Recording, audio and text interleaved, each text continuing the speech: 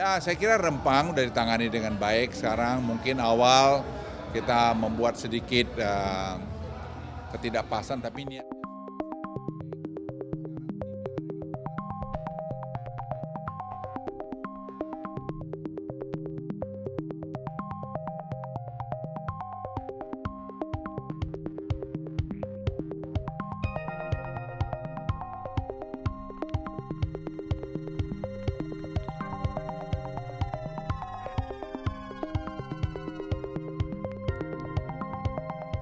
Ya, saya kira Rempang udah ditangani dengan baik. Sekarang mungkin awal kita membuat sedikit ketidakpasan, tapi niatnya semua saya kira baik.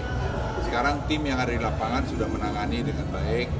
Tidak perlu kita membesar-besarkan kalau ada yang kurang sana sini. Kan bisa saja kita awalnya buat salah atau kurang. Sekarang saya kira sudah penanganannya sudah terarah dengan baik. Ini harusnya sih kalau misalkan sampai nanti awal 2024 skenario negara seperti apa? Ya, saya tidak berandai-andai, tapi dari apa yang saya lihat sekarang sih mestinya tidak ada masalah.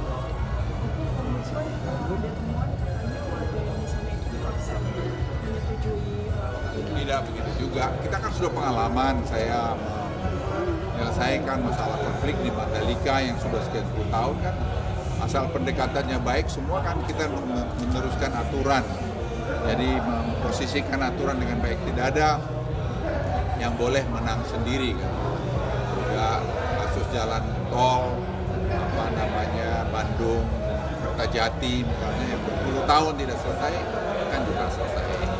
Jadi saya kira juga kasus Rempang ini juga akan.